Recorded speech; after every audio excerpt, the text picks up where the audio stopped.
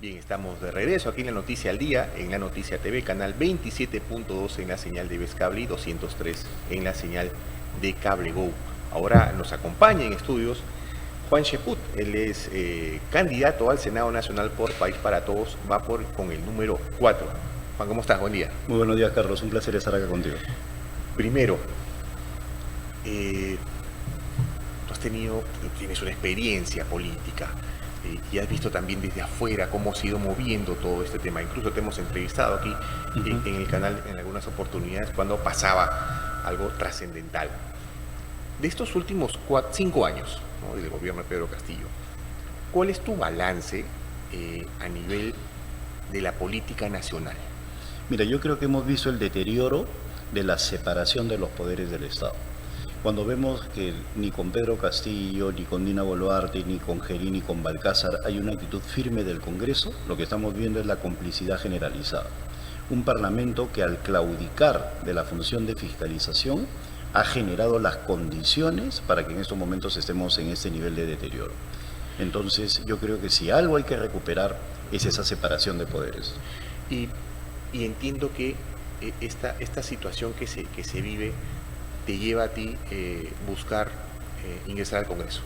Sí, definitivamente. Mira, yo he tenido la oportunidad de ser parlamentario, también he sido ministro de Estado, pero en esa oportunidad la aparición del Senado, con el cual siempre estuve de acuerdo, creo que va a dar una oportunidad para 3 cosas, ¿no? La primera, lo que significa la madurez en términos políticos, cabeza fría ante los acontecimientos y poder influir. En segundo lugar, recuperar el prestigio de la política. La política y sobre todo el Senado es como una especie de directorio del país. Sí. Entonces, si uno va a tener a gente ahí frívola, inconsistente, pues vamos a seguir en caída libre.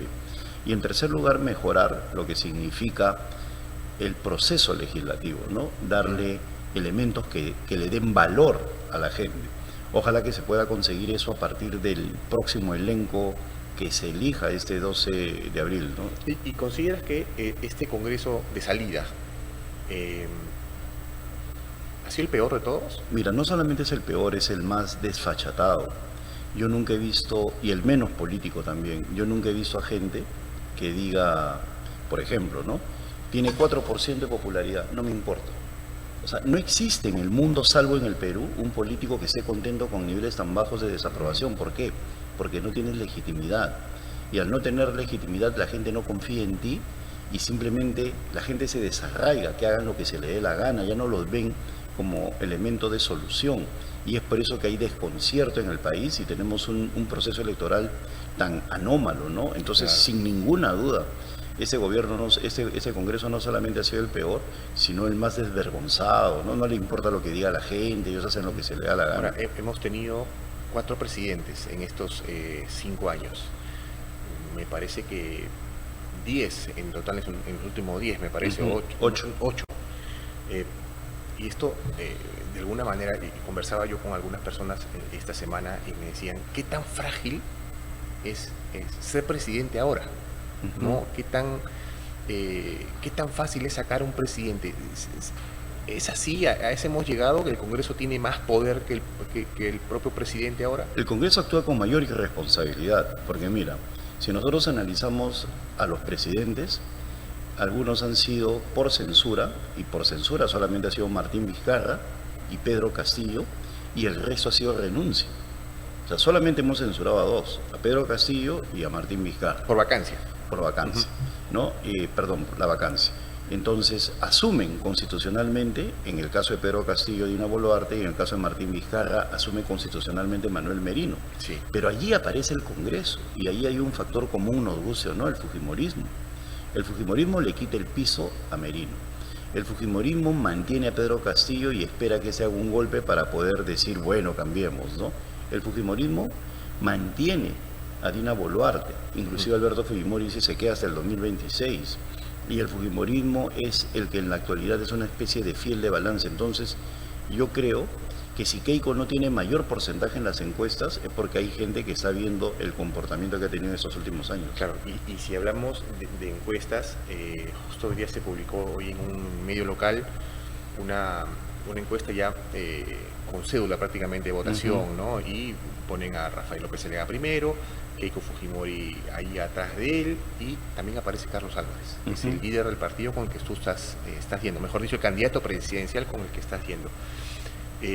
¿Cómo ves a Carlos en esta campaña? ¿Qué posibilidades le ves? No me refiero al tema de captar votos, sino de convertirse ya en una figura política nueva. Yo le veo bastantes posibilidades porque él ha demostrado atributos políticos.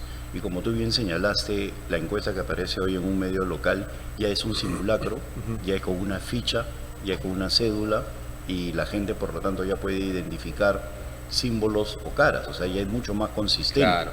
Entonces hay un empate técnico indiscutible entre Keiko y Rafael López Aliaga, y un sólido tercer lugar de Carlos Álvarez con 6%. En un escenario en el cual yo creo que el partido tiene mucho que ver, el partido con Vladimir Mesa, Delcy Rodríguez y el que habla, se ha movilizado a nivel nacional, y Carlos también ha tenido sus acciones totalmente positivas. Y yo le veo futuro, ¿por qué? Porque el principal atributo político es sintonizar con el pueblo. Y Carlos Álvarez, cuando la mayoría de líderes políticos avalaba la pésima política pública de seguridad de este gobierno o de los anteriores, Carlos irrumpe criticando a Juan José Santibáñez, criticando al gobierno, criticando a Dina, mientras Rafael López Aliaga condecoraba a Juan José Santibáñez, César Acuña lo defendía y el resto se ponía de costado. Entonces él se enfrenta a un gobierno que tenía en Santibáñez a su principal adalid en materia de lucha contra la inseguridad, y ahí viene la primera sintonía. La segunda viene cuando enfrenta también al gobierno en aspectos ya vinculados a la forma como venían cayendo los pequeños y medianos emprendimientos como consecuencia de la inseguridad. O sea, hay una permanente sintonía, y sobre todo tiene capacidad de comunicación. Claro. Esa capacidad de comunicación plus, más la sintonía es un cóctel perfecto, ¿no? Claro, justo acá hemos destacado en varias oportunidades la facilidad y el plus que tiene Carlos respecto a las cámaras, ¿no? Al saber pronunciarse, al saber expresarse. Bueno, de eso ha vivido, ¿no? Estar frente a las cámaras. Ahora, él recuerdo yo hace algunos años cuando empieza a hacer esas transmisiones, estos TikToks, denunciando que estaba siendo extorsionado incluso, ¿no? Él empieza por ahí a comerse un poco el pleito contra la inseguridad ciudadana. ¿Consideras que Carlos está centrando su campaña en eso? Digamos, hay temas de educación, hay temas de salud, pero el tema de seguridad es el que más golpea a todos. Hasta ahora. ¿No? Hasta ahora es el que más golpea a todos. ¿Crees que el centrarse en tema de seguridad ciudadana es suficiente? No. Sirvió para posicionarse como alternativa real política, pero él tiene que complementarlo con otro tipo de cosas, como que lo está haciendo, ¿no? Sobre todo en el ámbito social. En el ámbito de la salud y la educación también ha tenido aciertos. Fue de los primeros, inclusive visitaba los hospitales en horas de la madrugada y denunciaba la situación de los espacios de emergencia o la falta de medicinas, y ahora último está hablando de que la gente en el Perú se muere porque no tiene acceso a una operación oportuna. Entonces, esos elementos que también sintonizan con el pueblo lo han llevado a que él se mantenga en un tercer lugar de manera sólida, y ahora ha agregado el tema de la educación. Y lo que a mí me gusta de la propuesta de Carlos Álvarez en el tema educativo es que no se limita al colegio, sino también a la alimentación. Sí. Y fue el primero en hablar de la anemia. Es decir, si un niño tiene anemia, ese niño ya queda anulado para el resto de su vida. Entonces él dijo, muy bien la educación, pero pensemos también en la alimentación. Y para eso tenemos el tema de la anemia. Y esas cosas han permitido que él, en un segmento, sobre todo C, D y E, tenga bastante acogida. Ahora, este posicionamiento de Carlos en este tercer lugar, según esta última encuesta, digamos, en estos 32 días me parece que faltan para las elecciones, digamos, ¿es suficiente el tiempo como para tener la posibilidad de seguir escalando? Siempre se dice que la mayoría de ciudadanos, o el 20%, deciden la cola. ¿Ustedes confían que este 20% que está en la cola se incline por Carlos? ¿Va a ser así, cree usted? Puede ser, mira, Carlos, estamos hablando de tu tocayo. Sí, claro. yo veo que, y lo acabo de tuitear o de escribir en un chat de políticos, de queridos amigos, lo siguiente, no es solo importante el llegar, sino mantenerte. Entonces, en este mes, lo importante es o te mantienes y subes, o no te mantienes y caes. Y les pongo como ejemplo dos casos que yo he vivido, ¿no? Como protagonista, porque estaba en pleno proceso electoral con mis candidatos. El tema de Julio Guzmán, que pasa de 20 a 2%, no se retira, pero permanece, ese es en el último proceso electoral. Y luego César Acuña, que del primer lugar también es sacado y termina de manera deplorable.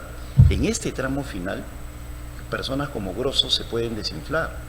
Personas como César Acuña, que la encuesta no refleja el tema Brunella Horna, de salud. Vamos a ver qué efectos va a tener a posteriori. Y luego la gente se equivoca cuando dice Keiko sube. Keiko no sube. El que cae es Rafael López Aliaga. Cae 3 puntos, según todas las encuestas hasta el simulacro, y Keiko se mantiene entre 9 y 10, pero no sube. Sí. El otro es el que está cayendo. Y si Rafael sigue cayendo por errores totalmente, de verdad, impensables en una persona como él, a mí me asombra que un empresario de su éxito tenga a veces performances tan penosas como con las que tiene con algunos periodistas, pueden hacer que él no pase la segunda vuelta. Tampoco podemos negar que como consecuencia de ese pleito entre los partidos de derecha, López Chao no tiene quien lo ataque y sigue subiendo lenta, pero sistemáticamente aprovechando que Keiko ataca a Rafael y Rafael a Keiko. Claro, ahora, ¿usted cree que, usted acaba de mencionar a López Chao, cree que él es el más preocupado de que hoy el Tribunal Constitucional le permita a Vladimir Cerrón abandonar la clandestinidad y empezar su campaña? Claro que debe ser el más preocupado porque va a fraccionar el electorado de izquierda sin ninguna duda. Y más bien el voto de Cerrón o la presencia de Cerrón puede favorecer a candidaturas como la de Roberto Sánchez, con quien se lleva muy bien. Y Roberto es otra de las personas que está subiendo. Ha pasado de otros a 2.5 en el simulacro. Él se ha apropiado de la imagen de Pedro Castillo con el sombrero y le está dando resultados, mientras la campaña de López Chao es básicamente la del muertito, ¿no? Él no confronta, no plantea una propuesta, pero desde el momento que la gente de derecha está enfrentada, pues simplemente se beneficia a él porque nadie se ocupa de él y sigue avanzando, ¿no? Se sabe que López Chao se ha encerrado en el sur del país y de ahí no sale, ¿no? Está y haciendo funciona, su campaña fuerte. Mira, es impresionante. Es un bolsón. Sí, sin ninguna duda, Carlos. Yo te hablo con conocimiento de causa. Yo he estado con colegas tuyos del sur que me han dicho abiertamente su posición a favor de López Chao. Y cuando abren los teléfonos, la gente, usted está con Álvarez, usted me cae bien, pero no me cae bien el otro, o yo le caigo mal, pero yo voy a votar por López Chao. O sea, hay definitivamente un bolsón que se le va a complicar a él. ¿Por qué? Cuando irrumpan personas como Vladimir Cerrón, como tú dices, si hoy día le permiten, lo primero que va a hacer es irse al sur. Claro. Y lo primero, ¿no? Y quitarle ese voto, porque no nos olvidemos de un factor muy importante. El principal enemigo de los caviares en estos últimos 3 años no ha sido alguien de derecha, sino Vladimir Cerrón. Es anticaviar totalmente. Exacto, ¿no? Y eso revela un poco la situación de la izquierda en el país, ¿no? De las facciones que hay. ¿Ha sido duramente golpeada, cree usted, en estos 5 años? ¿La izquierda? Sí. Mira, la izquierda se ha beneficiado de una derecha que no ha tenido estrategia. Y esa es otra cosa que yo la vivo como consecuencia de la campaña. La derecha, al apoyar a Dina Boluarte, se ha convertido en el gobierno de facto. Y en el sur te dicen el gobierno de derecha de Dina Boluarte, el gobierno de derecha de Jería, el gobierno de derecha de Balcázar. ¿Por qué? Porque ¿quiénes lo apoyan? Renovación Popular, Fuerza Popular. Si Keiko Fujimori se hubiera convertido en opositora, así frontal, de Dina, de Jerí o en la actualidad del presidente de Balcázar, Keiko tendría 18 o 20%. Lo que sucede ahorita es que la gran paradoja del Perú es que teniendo un gobierno de origen de izquierda, teniendo un hombre como Balcázar absolutamente de izquierda, el Perú piensa que es de derecha. ¿Me entiendes? Por la torpeza de César Acuña, gran torpe, no le importa el país. César Acuña realmente hace muchísimo daño. Luego, esa actitud pro conservar sus privilegios de los parlamentarios que no quisieron ir al adelanto de elecciones, ¿no? El hecho que salgan a defender los de Acción Popular, los de Somos Perú, Renovación Popular, Avanza País. Tú veías a los principales congresistas de Avanza País, a Adriana Tudela, Alejandro Cabero, no, de ninguna manera nos vamos, ¿no? Entonces todo ha hecho que un país que quería adelanto a elecciones vea que la derecha sostiene a un gobierno de izquierda y se ha convertido en un gobierno de derecha. Juan, cuando hablamos de este Congreso bicameral, muchos, sobre todo los jóvenes, no lo han vivido, no lo han experimentado. Por primera vez van a votar por un Congreso bicameral. Y se señala que este Senado va a tener una especie de superpoderes, ¿no? Que la estrategia de los partidos es llegar al Senado. ¿Es verdad que este Senado tiene el peso que muchos dicen que va a tener un superpoder? Sin ninguna duda, y es el poder del veto, ¿no? En materia política, el veto, el tener la última palabra, es lo que marca la decisión política y lo que marca las circunstancias. Imaginemos cualquier hogar donde los hijos pretenden ir a una fiesta y el papá le dice no van, se acabó. ¿Quién es el que tiene el poder? ¿El hijo que solicita o el padre que niega?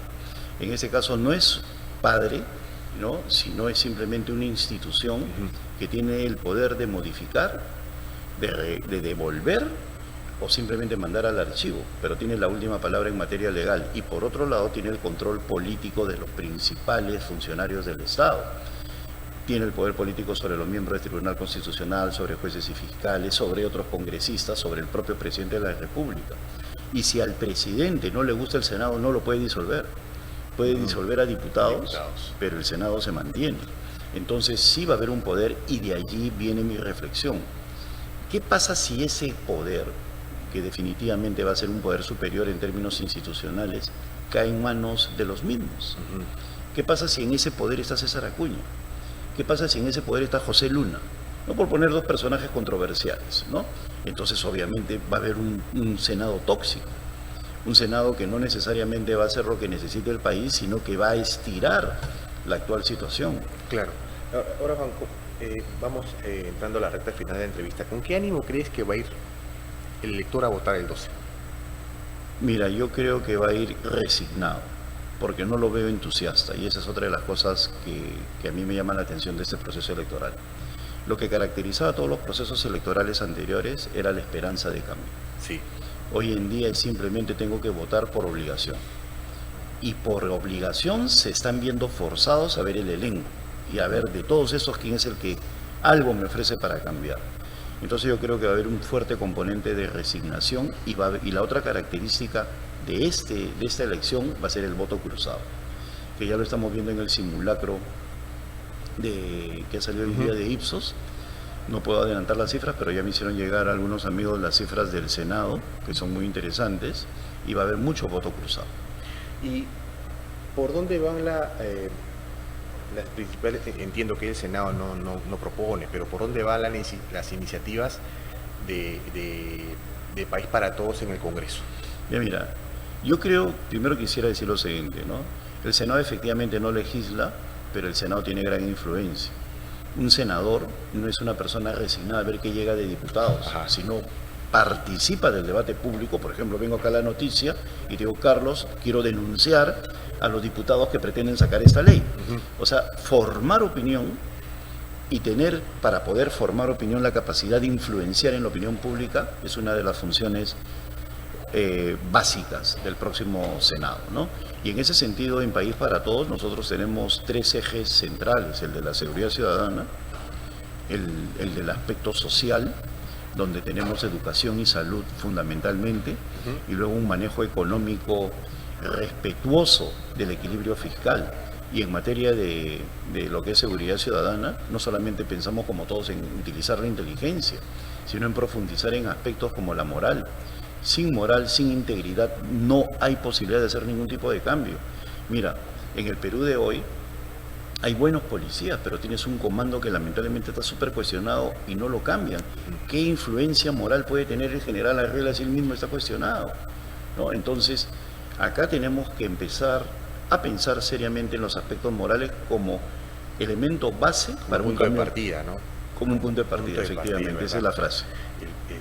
En verdad, ha puesto el dedo en la llaga, ¿no? El tema de la moral en el país, sobre Ya se todo. convirtió en negociable o aceptamos cualquier tipo de cosa, ¿no? Y no pasa nada. Claro, está ahí, déjalo robar, pues, pero está haciendo algo, ¿no? Así es. Estamos mal. Eso es inaceptable. Bien, Juan, ha sido un gusto tenerte en estudios. De Bueno, igual forma, Carlos. y esperamos tenerte en otra oportunidad, también hablando de repente, no sé si como senador, ¿no? Vamos a ver cómo va la campaña. Todavía hay un mes por delante. Claro, y en un mes puede pasar muchas cosas. Ha sido Así un es. gusto tenerte en estudios. Muchas gracias. Bien, estuvo con nosotros Juan Sheput, candidato al Senado Nacional por País para Todos con el número 4.